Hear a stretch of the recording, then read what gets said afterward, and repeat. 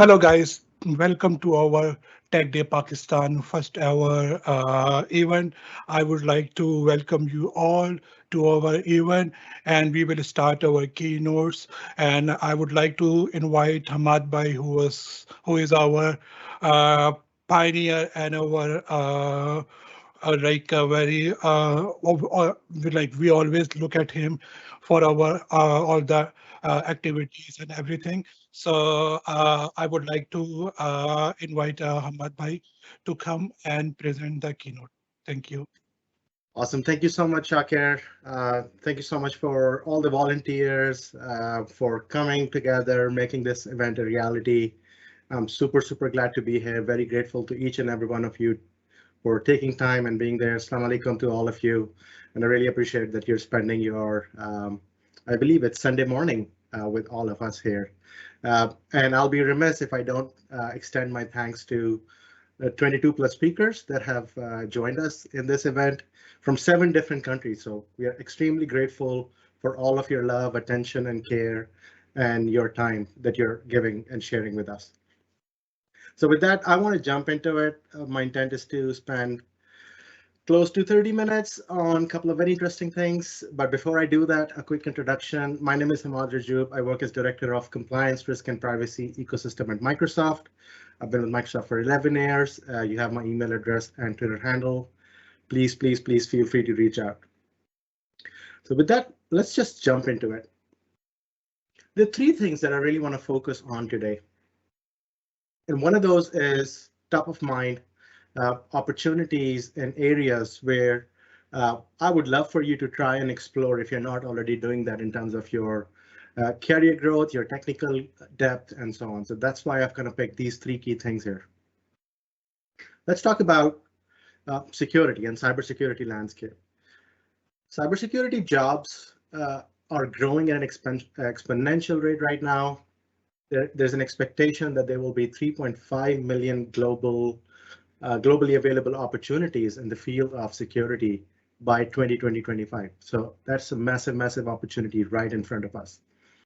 Cybercrime, which is predicted to cost the world $10.5 trillion, and I repeat, it's trillion, $10.5 trillion annually by 2025, up from $6 trillion in 2021. This number will continue to grow, and likewise, the demand for security professionals will also continue to grow. Microsoft has an initiative that helps reduce cyber attacks by increasing IT workforce. That we've talked about number of opportunities there. Google is doing something similar. Facebook is doing something similar. So all big tech companies are very focused on bringing those scaling opportunities to go and fill this gap. So a massive opportunity. And I'll spend a few minutes on it in terms of what the landscape looks like, what it means for us all. And I will share from Microsoft perspective on what we are seeing from customer conversations and the broader industry lens. But you can take very similar insights and apply it from other vendors' perspectives too. So I want to keep it honest, and I want to give you real insights from what we're seeing. The other part of the equation is the rise of artificial intelligence and how pervasive it is becoming in enterprise organizations today. So I'll talk a little bit about in terms of what are the challenges and opportunities associated with that. So you can think through it. You can apply your lens from where you are in your career and where you want to go, and how you can leverage these opportunities as you go forward. And interestingly, there's a very nice match that happens between security and AI domain, and I will touch briefly on that as well. And then last but not the least, I want to share a few insights with you all in terms of how you can potentially go think about your personal development and your career growth. So last section is not so much about technology, it's really about your career growth. And I'll share some of the insights that I've learned over the years from getting the opportunities to talking to some of the greats in the industry. So that's okay. We'll move into the next part of the conversation where I focus a little bit more on the security landscape in terms of what we're seeing and what we're learning from our customers and different industries as we go out of there. First of all, it's a universal thing. Everyone's feeling the effects of cyber attacks becoming more frequent, becoming more sophisticated. becoming even more larger scale. I'll give you examples: Nobelium, Hafnium, Colonial Pipeline. They're all great examples of what the industry is facing or has recently faced. The ransomware attacks are increasing massively, tremendously. Even just over last year, we have seen 150% increase in phishing attacks, increase over 667%. There are just staggering numbers, like 500 plus password attacks are carried out every second of the day. And then there are national state level attacks that are also on the rise, and they're super well resourced. So there's just kind of like a whole spectrum of things that are happening. What we're also hearing from our conversations with customers and looking at the broader industry, there is an increasing pressure to secure multi-cloud IT environments. I know you have a tremendous lineup of speakers who will talk about what it really means from an M365 perspective, from Azure perspective, from Power Platform perspective. All of those things come together, and there's customer data in AWS, GCP. It's all over the place. So wherever the data is, wherever the apps lives, wherever the devices are, you got to have to be able to go and be able to protect those. So according to the recent reports that we have seen, there's about 80% of customers, enterprise customers, are already multi-cloud. So it's not just one cloud, one environment. Multi-cloud IT environment is it's a big piece of the puzzle, and we're constantly seeing increasing focus and pressure from organizations on solving for that. It's a consistent theme that we're hearing across the board. Then there is like a regulatory landscape. There's one slide that I generally talk to customers with, and I did not include it in the interest of time here, but like every country is coming up, every region is coming up with their own regulatory requirements. If I'm not mistaken, I've heard Pakistan is on a similar journey where there will be local cloud-based regulatory requirements for cloud vendors to go and comply with. So then, if you're a customer, if you're an organization who's running in a multiple geographies, how do you make sure that you navigate that complex regulatory landscape? Because you want to serve customers no matter where they are and bring them the value that you bring them. So those are the three key things that we're saying in terms of how we face that challenge. What are the things that we're doing? What are we learning? And some insights into the staggering depth and breadth of that. So like where we are today, we're potentially one of the largest security organizations. And I'm giving you a Microsoft lens of things, but you can take it out and think of it. That's potentially true in terms of the challenges for other organizations as well. But I'm going to share the Microsoft perspective here. We are protecting close to 650,000 organizations in 120 countries. I think the most important piece is like the number of signals that we capture every single day. So 24 trillion signals that are captured every day. So just imagine the staggering amount of data that's coming in through that. And then who are we tracking in terms of nation, state actors, and other threat groups? They're like 40 plus just the nation state actors and 140 plus threat groups spread across different geographies. So it's like you have on one side there's just the nation state level, like super well funded, and then there's like a long tail of threat groups across different geographies as well. And 32 billion email threats we get to block every year. So just the breadth and depth of signals that come in, it kind of gives us a very unique perspective of how we go and think about this broader ecosystem. We think of ourselves as defenders. We understand the challenges our customers and the broader ecosystem face, and starting with the complexity of the enterprise technology environment that I just talked about, the multi-cloud piece, the blurring lines between business and personal activities, and this pandemic and endemic that we find ourselves in, all of those boundaries are blurring. So there's just so many different devices and identities and groups, all of that coming together. The challenge is kind of multiply. So again, it's a Microsoft perspective that I'm sharing with you, but you gotta learn the insights from it and see what are the opportunities that you see where you can play a role in it. So whoever is going to go tackle this has to be a very authentic and holistic offerings across the board.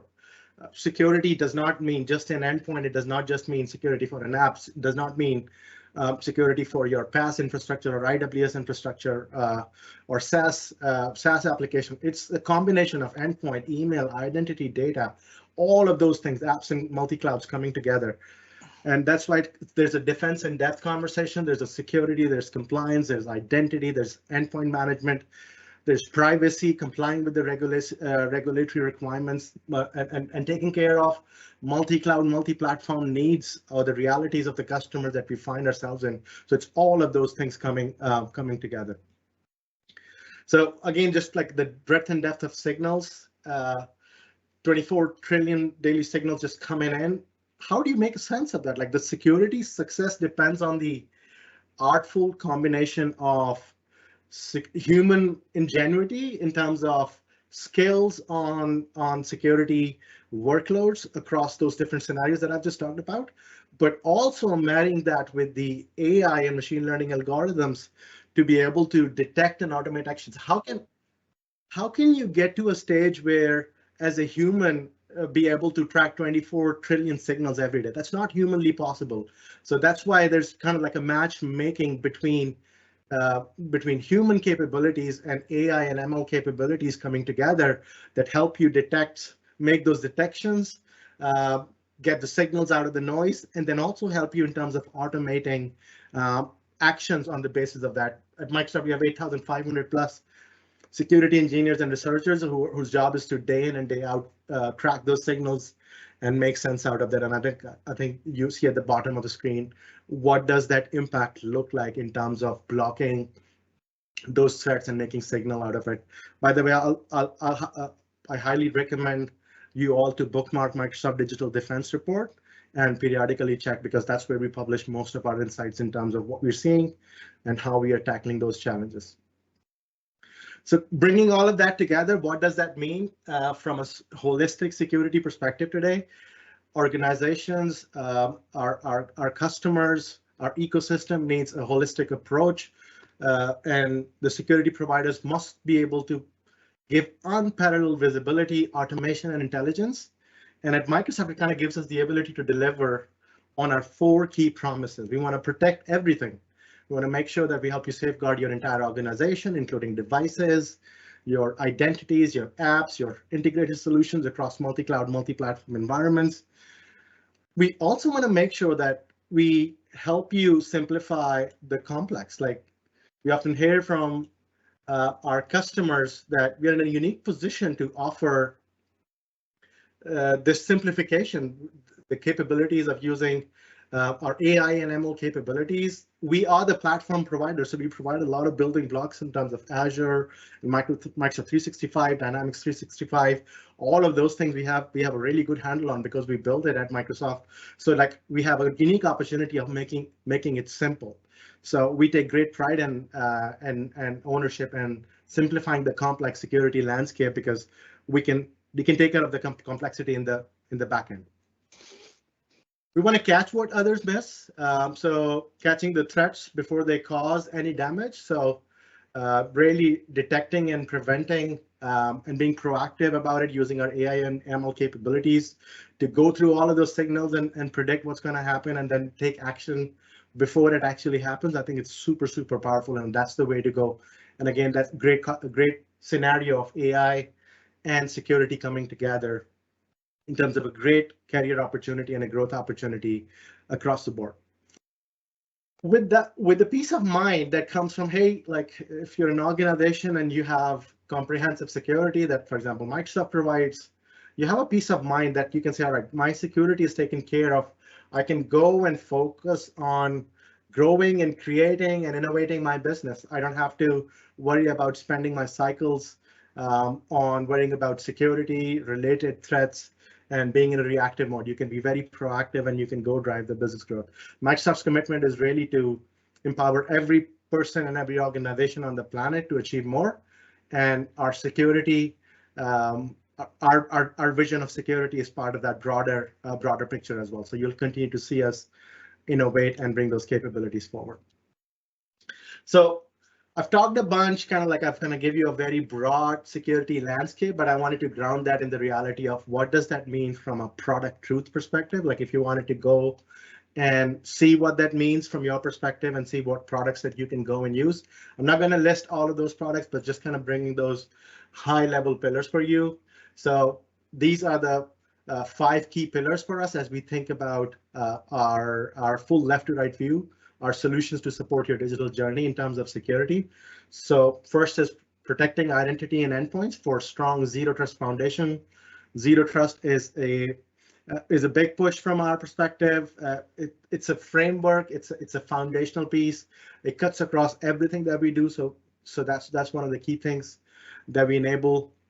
Then modernizing security and defending against threats as we navigate this hybrid present and future in terms of the nature of threats that we all come across. So how do we help organizations to help them stay ahead of the attackers, basically, is what we try to do with that. Securing the cloud infrastructure is super critical, both on Azure and beyond Azure, but in terms of hybrid and multi-cloud is another key pillar for us, and there's a lot of product truth there that enables those capabilities for our customer organizations to go and improve their security posture with that perspective. Protect and govern sensitive data is the lifeblood. Like, data is the lifeblood of every organization, right? So how business data is handled and processed becomes increasingly important as the amount of data is growing at an unprecedented rate. I talked a little bit about how we're living in the pandemic and all of those challenges coming together. So protecting and governing sensitive data is a core pillar of what we do. And then last but not the least is the comprehensive security approach is not just about defending external attacks, but also controlling and mitigating internal threats as well. So insider threats is a new product solution category for us. We're investing heavily in it, and a lot of customers are getting benefit from it. But the idea is to don't only secure from outside, but also have an inside-out view of security and manage and investigate internal risks as well. So that's just kind of good sense of key pillars across our security solutions. I wanted to leave you with this quote from our CEO, Satya Nadella, that you all are familiar with. Security is our top priority, and we are committed to working with others across the industry to protect our customers. It's really a team sport. It's not just a Microsoft thing. It's truly multi-cloud. It's truly multi-platform. And I shared the foundational pieces with you as well. So this is the one key big bucket of my conversation with you today, just to think about how big the security space is today and how it will continue to grow over the next several years. And I kind of gave you a perspective of how Microsoft thinks about security. So now you have a good multi-dimensional view of where the industry is going, what the customer challenges are, and then you can think about where do you want to play a role in that in terms of what are the opportunities for you as you go in your own personal journeys or your organizational journeys and so on. So I'm going to switch gears and talk a little bit about AI. So the AI market, I'm not going to go into the depth of AI or machine learning capabilities. I'm sure there are other sessions that will cover that, but I just wanted to give a high level elevated view of where the industry is today and where we see most of the opportunities for you all to think about and make an impact. So AI market remains in an evolutionary state. There's a high percentage of AI innovations appearing on the upward slopes. You see this hype curve from Gartner, and this indicates a market trend of end users seeking specific capabilities that are often beyond the capabilities of the current tool. So there's just kind of like a lot of interest in it. A lot of organizations are trying it. Not everybody's successful. If you look at the market size, this year it's supposed to hit, estimated to hit $62 billion. So extremely massive market opportunity out there for all of us to think about that. How do we want to play in it? Enterprises continue to demonstrate a lot of interest in AI, with almost close to half of the CIOs in the Gartner CIO and Technology Survey saying that they've already deployed or they plan to deploy AI and ML technologies in the next 12 months. So that's just kind of consistent theme that I believe you're all seeing in your conversations and the opportunity across the industry. But I wanted to make sure that I call it out that this is a massive opportunity and will continue to grow. There's a lot of maturity that needs to happen in this industry for it to become super pervasive across the board, especially on the enterprise side of the house. Increased trust, transparency, fairness, auditability of AI technologies continues to be a growing importance and a concern and a challenge. I'll touch that on the in the later part of the presentation as well. So if you look at it from machine learning industry, machine learning perspective, I wanted to give a flavor of what does that mean in an industry, in a real industry-based, vertical-based environment. So you can see that it is happening and future is already here. It's just not evenly distributed. And you can see that there's a trend, there's an upward trend that's happening. But we expect and we anticipate that this will continue to grow. And I have this view just to make it super relevant and clear from one industry example in terms of how it is impacting in a line of business context. Think about it from a risk management perspective, from a customer engagement perspective.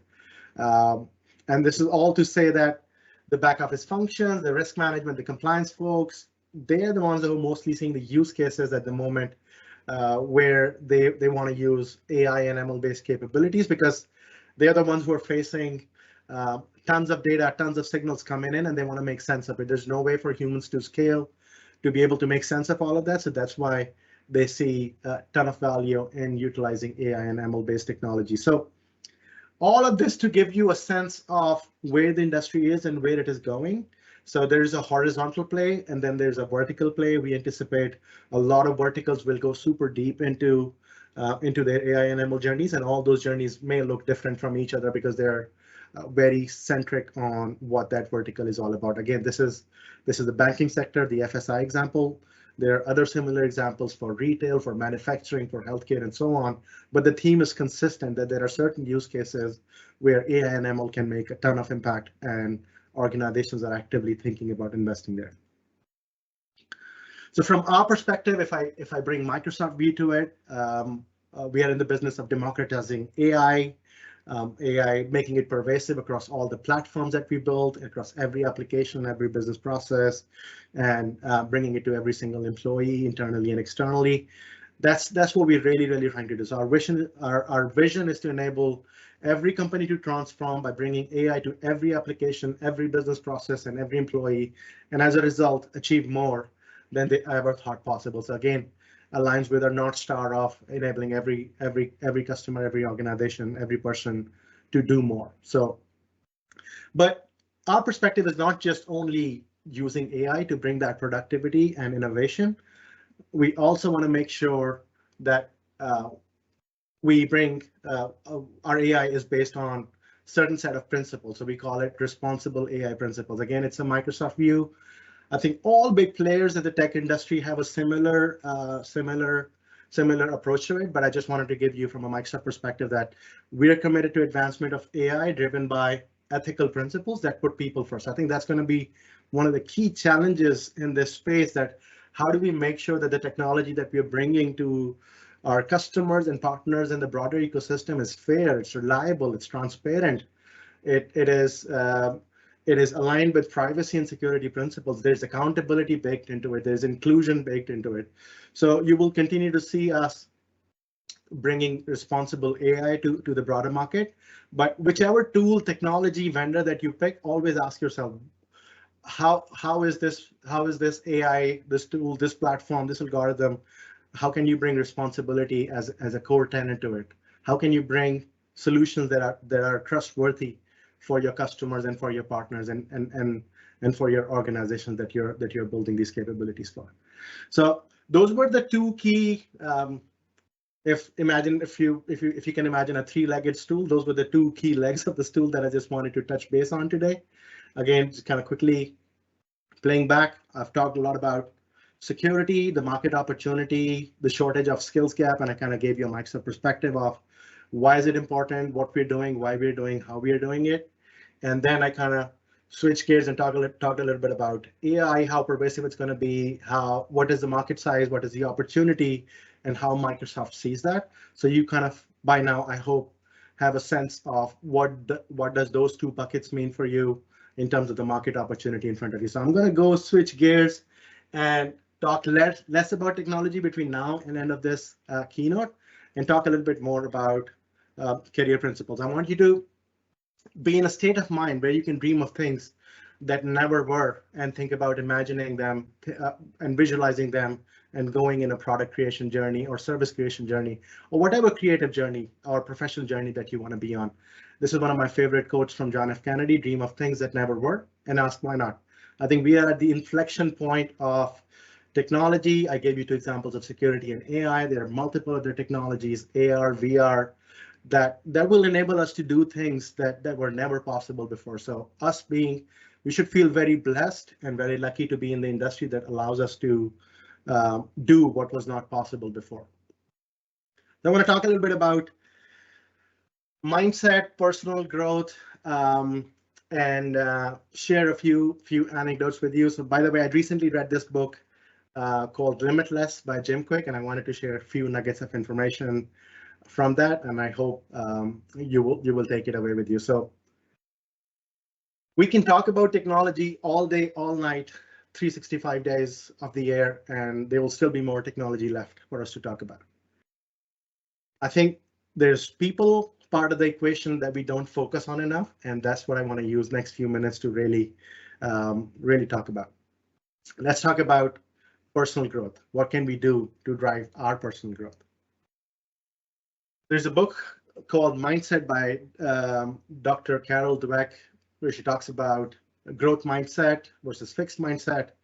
And growth mindset is extremely, extremely important for your success. So people who excel at the highest level are committed to growth and consistent improvement. So it's not about perfection. It is about progress, because it is about when you make progress, you drive growth. In what ways are you committed to growth mindset? Ask this question to yourself. Have you scheduled that growth mindset time, the time that you need to grow yourself in your calendar? So go block your calendars every month, every week. Give yourself that mental space that allows you to grow, because when you grow, you will also bring others with you on that growth journey. Second thing that I want to talk about is giving. The road to excellence is not about me, it's about we. Everything in nature gives or is eliminated, which means you grow as you have more to give. That is why when you teach something, you get to learn it twice. When I was making this presentation, I had to do some research. I had to get all of these slides together. I learned a lot. So always think about giving it back. When you learn and grow with the intention to give, you have more for yourself. Third thing is gratitude. How can you appreciate the things you'll eventually have if you don't appreciate what you already have? Write down the things that you have in your life that money can't buy. Think about your health, people that you love, your sense of sight.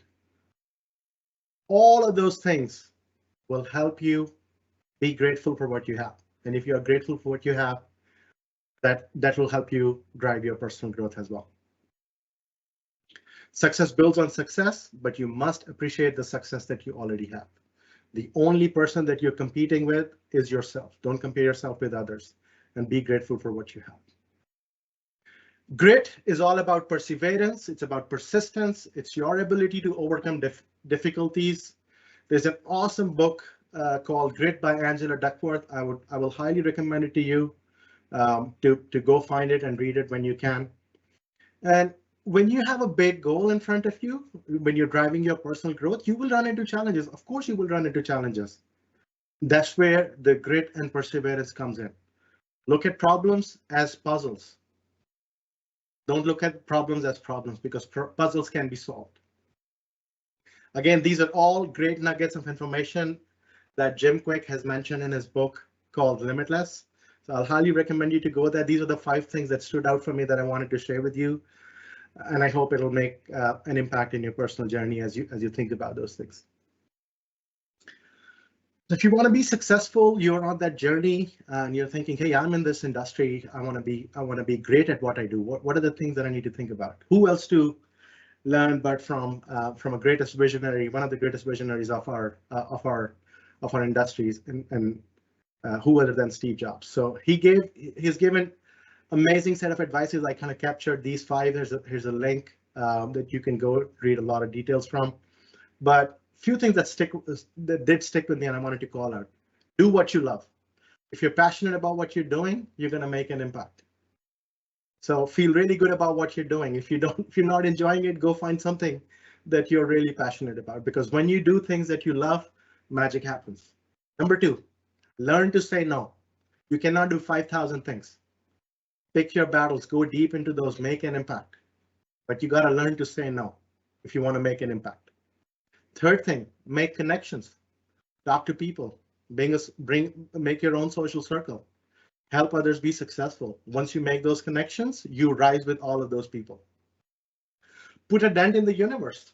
Think about your moonshot ideas. How do you want to make difference in the universe? What are the things that you're going to help solve for? And when you think about putting a dent in the universe, maybe there's an angle of there's a religious angle to it, there's your personal angle to it, there's a personal philosophy attached to that. But once you bring your mind to it, that's when you can really make a dent in the universe. And last but not the least, sell your dreams, not the products. Because dreams are visionary, people can get behind it. And once you get your ideas together, you can do whatever you want. Again, great insights from a great visionary leader. And I just wanted to share that with you as you think about your career journey. So they come towards the end of this exciting opportunity to talk to you all. I'll try to bring all of that together. So 3 things that we covered today. We talked about the opportunities and security landscape and the job growth opportunity that exists today, and that will continue to grow over several years. So think about how do you want to capture that opportunity? How do you want to go solve for those challenges and make a dent in the broader scope of technology landscape? Think about the challenges that you will be able to tackle and solve for in terms of using AI and machine learning capabilities. And then last but not the least, be passionate about what you do. Think about your personal growth. And once you grow, you will bring other people with you and be more successful in your journey. So with that, I'm super grateful to you all. Shukriya, Pakistan. Thank you so much for spending 30 minutes of time with me. And back to you, all of the hosts. Thanks a lot. Thank you Ahmed भाई मेरे 2 सवाल हैं आपसे। तो पहला सवाल ये है कि एक तो पहले मैं टेक्नोलॉजी का एक सवाल कर लेता हूँ कि जैसे कि अभी ये हमारा कोरोना का टाइम आया है और हमने देखा कि एक पूरा एजुकेशन सेक्टर जो था वो ऊपर नीचे हो गया। आप ऑनलाइन क्लासेस होना शुरू हो गई और सारी चीज़ें हो गई, और अगर हम पाकिस्तान के पर्सपेक्टिव से बात करें तो लोगों के पास वो बैंडविड्थ नहीं है, वो चीज़ें नहीं हैं, डिवाइसेस नहीं हैं, सारी चीज़ें नहीं हैं। और अगर हम ऑन टॉप ऑफ इट हम सिक्योरिटी को रखें तो कैसा आपका ये पूरा 2 साल पिछले रहे और आपकी क्या लर्निंग रही? क्या हमारी कैपेसिटी रही इन 2 सालों में? आप थोड़ा-सा उसमें अपना बताएँगे राय? Yeah, no, absolutely. जबरदस्त सवाल शाकिर। आई थिंक कुछ चीजें बहुत उभर के सामने आई पिछले 2-3 सालों में ये पैंडेमिक की वजह से। पहली तो ये कि फिजिकल प्रेजेंस सेकेंडरी हो गई। पहले ये था कि आप कोई काम नहीं कर सकते थे जब तक आप ऑफिस नहीं गए या आप स्कूल नहीं गए। जी, तो बिल्कुल। सबसे पहली चीज तो ये हो गई कि ये पता लग गया कि हमारे पास ऐसी टेक्नोलॉजीज ऑलरेडी एग्जिस्ट करती हैं जिनकी वजह से हम वर्चुअली सारे काम कर सकते हैं। जैसे ये कॉन्फ्रेंस है, मैं यहाँ पे आपसे बात कर रहा हूँ, बच्चे पाकिस्तान में स्कूल वर्चुअली लेने की, जिनके पास डिवाइसेस थी। ऑफ कोर्स जो चैलेंजेस हैं इंफ्रास्ट्रक्चर के वो तो हैं, लेकिन जी, जहाँ पे पॉसिबल था वहाँ पे वो चीज़ वर्चुअल हो सके। जी। आई थिंक फिजिकल जो था वो सेकेंडरी हो गया। दूसरी बात ये हुई कि बहुत सारी, अगर मैं इंडस्ट्री लेंस देखूं तो उससे ये पता लगा कि अगर आपको टैलेंट चाहिए और आप वो टैलेंट फिजिकल प्रेजेंस की वजह से लिमिट हो रहा था, तो अब आप जाके अपना होराइजन एक्सपैंड कर सकते हैं और आप रिमोटली लोगों को हायर कर सकते हैं। तो बहुत सारी ऑर्गेनाइजेशन उस जर्नी के ऊपर जा रही हैं, तो it will show up somehow. Third thing, I think आपका जो one of the major part आपके क्वेश्चन का था वो ये था कि एजुकेशन पे और लर्निंग पे क्या फर्क पड़ा है। आई थिंक ये चूंकि ये ऐसा once in a lifetime kind of event था कि कोई प्रिपेयर नहीं था इसके लिए, लेकिन इसने सबको फोर्स किया कि आपने टेक्नोलॉजी को यूज करके अपने आप को इनोवेट करना है। जो स्कूल्स जो थे जिनके पास कोई लर्निंग मैनेजमेंट सिस्टम नहीं थे और हर चीज मैनुअल चल रही थी, they were forced to transform and use learning management system and go into the remote learning piece. So I think that transformation got accelerated, and I think Microsoft ने अपनी एक स्टडी भी पब्लिश की थी जिसके ऊपर कहा था कि डिजिटल ट्रांसफॉर्मेशन की स्पीड जो थी आई थिंक 30% एक्सेलरेट हो गई year over year just because of the pandemic. And education is one of the key verticals that saw that. So I hope कि मैंने आपके सवाल का जवाब जी। और सेकेंडली एक यानी कि कैरियर आपका जो कैरियर गुजरा है उसके लिहाज से मैं एक सवाल पूछना चाह रहा हूँ कि जैसे कि अगर हम एक न्यू एंट्रेंट होते हैं इवन कि अब हम लोग यानी कि एक बंदा आया है जो अपने कैरियर के शुरू में है और कुछ टेक्नोलॉजीज होती है वो डाइंग फेज में होती हैं उस टाइम पे कुछ टेक्नोलॉजी न्यू फेज में होती हैं और कभी ऐसा होता है कि हम एक क्रूज मोड में चल रहे होते हैं। लेट्स सपोज के ASP.NET है वो मुझे अच्छी आती है, मैं क्रूज मोड पे हूँ और आई एम हैप्पी कि मैं इतना पैसे कमा रहा हूँ और मुझे लग रहा है कि यार ये मुझे 1-2 साल में लगेंगे। तो कितना टाइम आपको अपने फ्यूचर्स टेक्नोलॉजी होराइजन पे देखना चाहिए और कितना टाइम आपको अपने करंट स्किल सेट को और फर्निश करना चाहिए? क्या क्या कहते हैं आप? I think great question. I think जो मैंने जो ग्रोथ माइंडसेट की बात की थी अपनी एक स्लाइड के अंदर, this is exactly what I was trying to tackle, right? कि आप जो भी काम कर रहे हैं, like आपने you have to go to a job 9 to 5 or whatever जो भी आपकी कमिटमेंट है, और हो सकता है वहां पे ऐसी टेक्नोलॉजी है जो आपको लगता है कि भाई it's not gonna grow forward, और कोई बहुत लेगेसी चीज के ऊपर आप काम कर रहे हैं और आपको लगता है कि कैरियर ग्रोथ उसमें नहीं बनेगी, ट्रेजेक्टरी नहीं बनेगी जो आप चाहते हैं, इसलिए आपको you have to give yourself time कि आपने अपना भी ख्याल रखना। You have to invest on your personal side of the equation. So मैंने आज like I talked about 3 things, so 2 were technology, 1 was the personal piece. So you are responsible. So Shakir Majid is responsible for Shakir Majid's personal journey. Exactly. Misbah cannot be responsible. Adnan cannot be responsible. Hamad cannot be responsible. Your manager cannot be responsible. Your family cannot be responsible. You have to take that responsibility and invest time in your own growth. You have to say कि भाई महीने में ये 4 घंटे, 8 घंटे, 10 घंटे, 2 घंटे, 1 घंटा ये मुझे निकालना है और ये मुझे अपनी पर्सनल ग्रोथ के लिए काम करना है। मुझे कोई चीज सीखनी है, वो ऐसी भी चीज हो सकती है जिसका आपको कुछ भी नहीं पता, लेकिन आपको पता है कि उसमें ग्रोथ है, उसमें स्कोप है, and you see yourself doing it, so you got to invest time in it. और फिर उसके अंदर perseverance और grit और वो सारी चीजें भी आती हैं। So long-winded way of saying, हम सब अपनी कैरियर जर्नीज के खुद जिम्मेदार हैं। We have to take ownership and do it। और फिर आप obviously आप अपने वालिदैन से दुआ करने का बोल रहे हैं, अल्लाह से दुआ करें, या जो भी आपकी पर्सनल फिलॉसफी आप उसको फॉलो करें, but you got to do the hard work yourself first. Yes, true, सही बात है, बिल्कुल सही बात है। थैंक यू अहमद भाई, thank for taking time out. आपकी भी काफी रात हो रही होगी आई गेस वहाँ पे। या बट मैं बहुत शुक्रिया अदा करता हूँ इसलिए कि आपने मतलब कि शो अवेलेबल किया अपने आप को, इसके लिए I am really thankful for you और रियली थैंकफुल।